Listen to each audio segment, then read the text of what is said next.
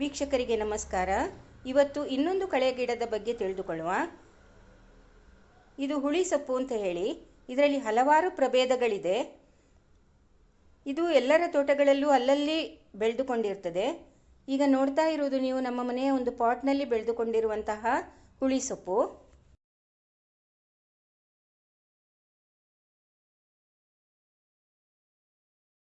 ಅದರ ಗಿಡದ ಬೇರುಗಳು ಶುಂಠಿ ಗಿಡದ ಬೇರಿನ ಹಾಗೆ ಇದೆ.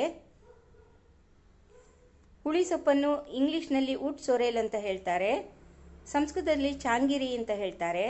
ಇದನ್ನು ಹಲವಾರು ಔಷಧಗಳಲ್ಲಿ ಉಪಯೋಗಿಸ್ತಾರೆ, ಆಹಾರ ರೂಪದಲ್ಲಿಯೂ ನಾವು ಉಪಯೋಗಿಸ್ಬೋದು.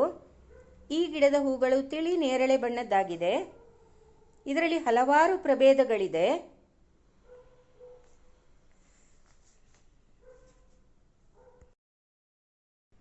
ಎಲೆಯು 3 ಹೃದಯಾಕಾರದ ಚಿಗುರುಗಳನ್ನು ಹೊಂದಿರುತ್ತದೆ.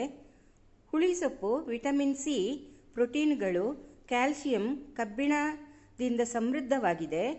ಇದರಲ್ಲಿ ಆಕ್ಸಾಲಿಕ್ ಆಸಿಡ್ ಸಹ ಇದೆ. ಇದು ಇನ್ನೊಂದು ರೀತಿಯ ಹುಳಿ ಸೊಪ್ಪು. ಇದರ ಎಲೆಗಳು ಸ್ವಲ್ಪ ಚಿಕ್ಕದಾಗಿರ್ತದೆ. ಇದು ನೆಲದಲ್ಲಿಯೇ ಹರಡಿಕೊಂಡು ಬೆಳೀತದೆ. ಇದರ ಬೇರುಗಳು ವಿಭಿನ್ನವಾಗಿದೆ ಮತ್ತು ಇದು ಹಳದಿ ಹೂವುಗಳನ್ನು ಹೊಂದಿರುತ್ತದೆ. ಅರಳಿದ ಹೂವು ಸಿಗಲಿಲ್ಲ ನನಗೆ, ಅದರ ಮೊಗ್ಗುಗಳನ್ನು ನೀವು ನೋಡಬಹುದು. ಇದರ ಬೇರಿನ ರಚನೆಯೂ ಸಹ ಭಿನ್ನವಾಗಿದೆ.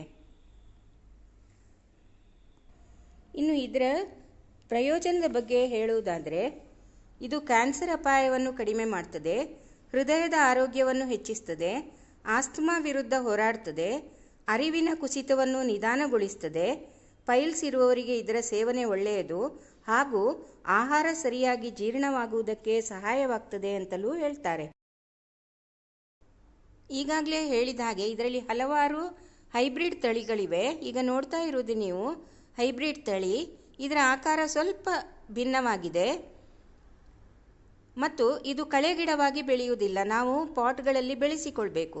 ಇದನ್ನು ಅಲಂಕಾರಿಕ ಗಿಡವಾಗಿ ಸಹ ನಾವು ಬೆಳೆಸಿಕೊಳ್ಳಬಹುದು. ಇದರಲ್ಲಿ ಹಲವಾರು ರೀತಿಯ ತಳಿಗಳಿದೆ.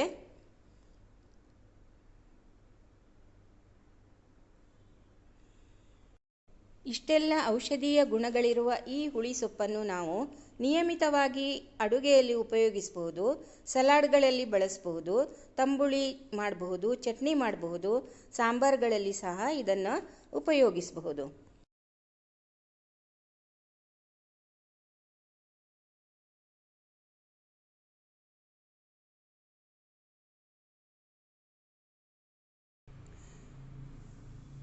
ಈ ಕಡು ನೇರಳೆ ಬಣ್ಣದ ಹುಳಿ ಸೊಪ್ಪಿನ ಹೂವುಗಳು ತಿಳಿ ನೇರಳೆ ಬಣ್ಣದ್ದಾಗಿದೆ, ತುಂಬ ಸುಂದರವಾಗಿದೆ.